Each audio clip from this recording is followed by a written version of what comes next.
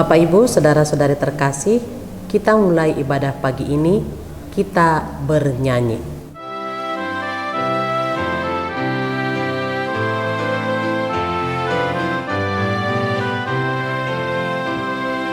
Bersyukurlah pada Tuhan, serukanlah namanya, bernyanyilah bagi Tuhan, mari bermazmurlah.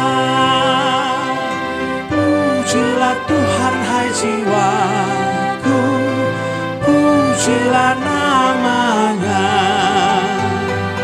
Aku hendak bernyanyi seumur hidupku.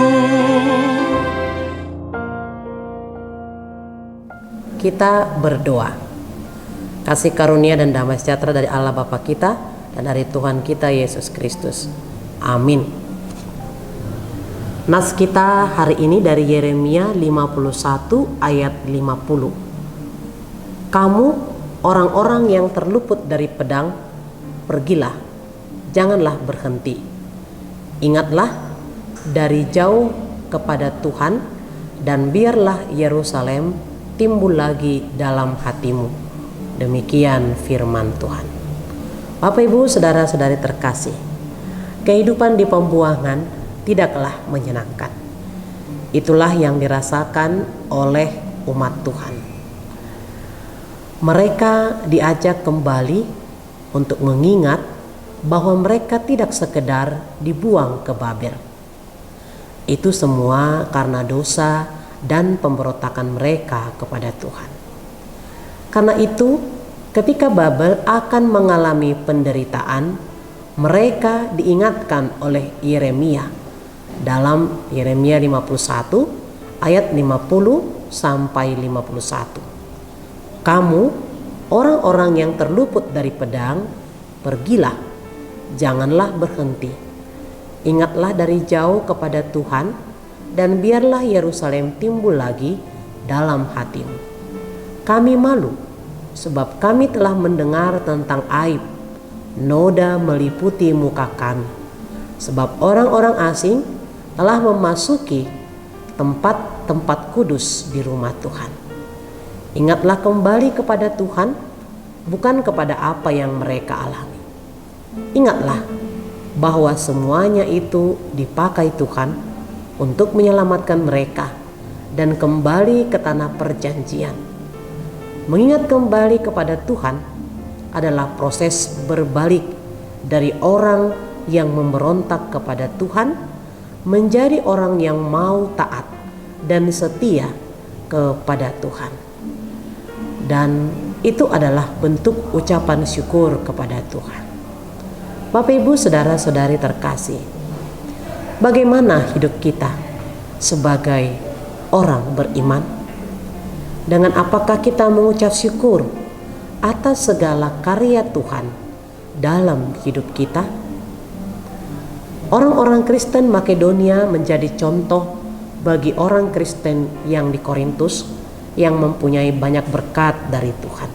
Kita bisa bandingkan dari 2 Korintus 8 ayat 7. Dalam 2 Korintus 8 ayat 1 sampai 3 dikatakan, saudara-saudara, kami hendak memberitahukan kepadamu tentang kasih karunia yang dianugerahkan kepada jemaat-jemaat di Makedonia. Selagi dicobai dengan berat dalam berbagai penderitaan, sukacita mereka meluap, dan meskipun mereka sangat miskin, namun mereka kaya dalam kemurahan. Aku bersaksi bahwa mereka telah memberikan menurut kemampuan mereka, bahkan melampaui kemampuan mereka. Paulus mau mengingatkan kepada janji orang Kristen yang di Korintus untuk membantu orang-orang Kristen yang di Yerusalem. Kita bisa bandingkan dari 2 Korintus 8 ayat 6. Bahkan dalam penderitaan yang mereka alami pun, orang Makedonia tetap memberikan bantuan. Bahkan mendesak Paulus supaya mereka pun tetap diperkenankan memberikan pertolongan kepada orang Kristen yang ada di Yerusalem.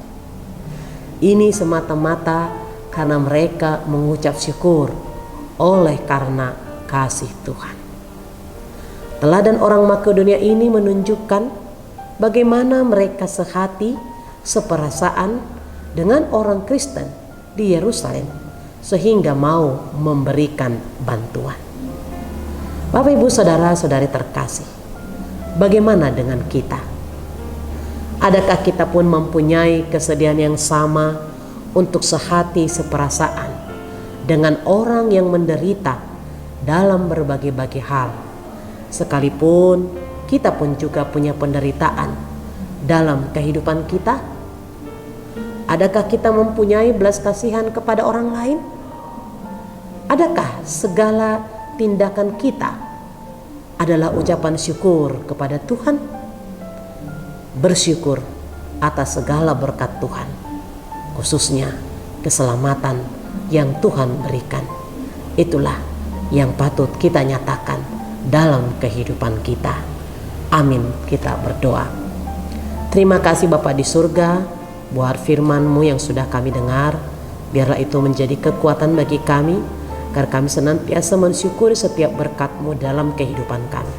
Berkati kami pada hari ini dalam berbagai aktivitas kami. Biarlah kami pakai waktu kami untuk memuliakan nama-Mu. Berkati juga Tuhan anak-anak kami. Biarlah mereka senantiasa memakai waktu yang Tuhan berikan untuk selalu memuliakan nama-Mu dan takut akan Engkau dalam kehidupannya. Kami berdoa buat jemaat-Mu yang bersuka cita karena pertambahan usia. Tuhan berikan umur panjang dan berkat-berkat melimpah dalam kehidupan mereka. Kami berdoa buat jemaat-Mu yang sakit. Tuhan, Engkau pulihkan, Engkau berkati setiap proses pengobatan yang mereka jalani. Engkau Tuhan yang menjadi dokter bagi mereka, sehingga mereka benar-benar merasakan tiada yang mustahil bagimu. Kami berdoa buat jemaat-Mu yang dalam pergumulan. Tuhan selalu yang menopang iman percaya mereka agar tidak jatuh, tapi selalu berharap kepada pertolongan-Mu. Terima kasih Bapa buat setiap pelayan di tengah-tengah gereja-Mu. Biarlah menjadi berkat bagi yang menerima dan mendengarkannya. Kuduskan kami dari dosa kami, agar kami layak menerima berkat-Mu. Hanya di dalam Yesus kami berdoa. Amin. Bapa kami yang di sorga, dikuduskanlah nama-Mu. Datanglah kerajaan-Mu, jadilah kehendak-Mu di bumi seperti di sorga. Berilah kami pada hari ini makanan kami yang secukupnya. Dan ampunilah kami akan kesalahan kami, seperti kami juga telah mengampuni orang yang bersalah kepada kami. Dan janganlah membawa kami ke dalam pencobaan, tapi lepaskanlah kami daripada yang jahat. Karena Engkau yang punya kerajaan dan kuasa dan kemuliaan sampai selama-lamanya. Amin. Anugerah daripada Tuhan kita Yesus Kristus, kasih Allah Bapa dan persekutuan Roh Kudus, itulah yang menyertai kamu. Amin.